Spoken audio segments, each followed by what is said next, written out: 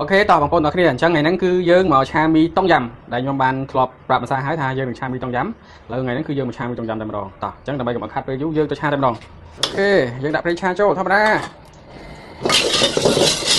អូវាបាយតិចមកវាតាមផ្ទះដាក់ជាមួយខ្ទឹមទេយើងចូលដាក់ជាមួយនឹងត្រីល្ក្រូចយើងចូលជាមួយគ្រឿងតុងយ៉ាំយើងចូលមួយគ្រឿងសមុទ្រយើងចូលមានតែព្រាដាក់តែព្រាទៅបងប្អូនចាក់ទឹកចូល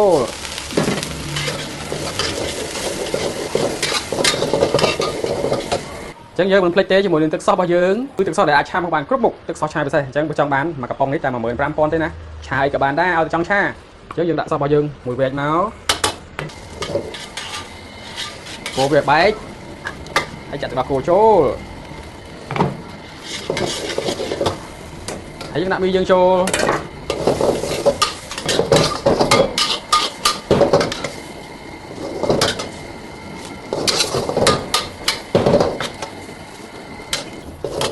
ចឹងរួចរាល់ហើយអាចយកដាក់ចានបានហើយលឿនងាយងាយ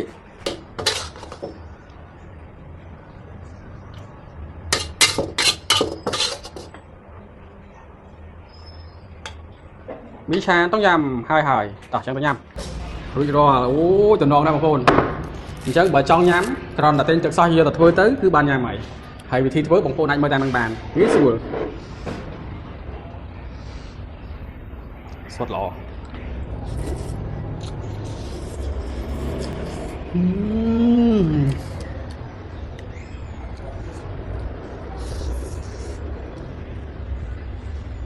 និយាយមែន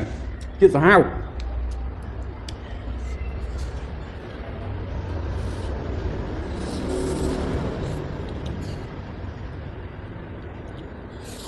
ភ្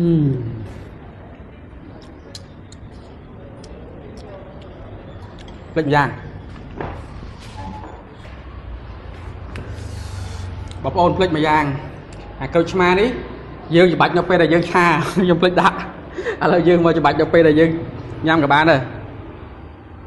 ដើម្បីវាមានជាតិជូរតិចណាអញ្ចឹងគេឆាគេត្រូវដាក់កូវឆ្មាតែខ្ញុំភ្លេចមិញអញ្ចឹងឥឡូវអត់អីទេយើងឆាយើងដាក់ទៅ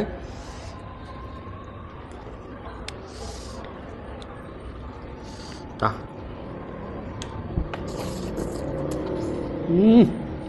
គោទៀតនេះជូររួច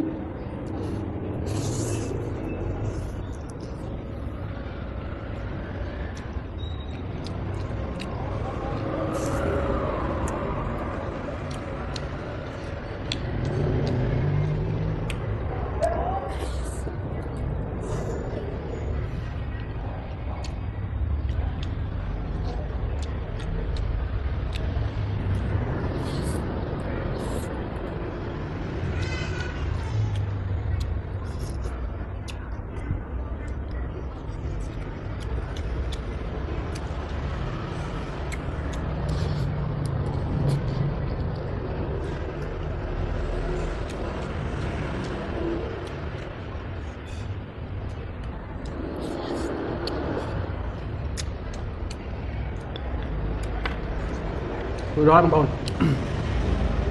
ចឹងបើគេខ្ញុំអត់សូវចេះចិត្តចេះញ៉ាំទេខ្ញុំចេះតែញ៉ាំមឹកច្រើនជាងចឹងបើសិនជាបងប្អូនមានមឹកមានតាឆាចូលរួមគ្នាទៅហើយរួចរាល់ហើយ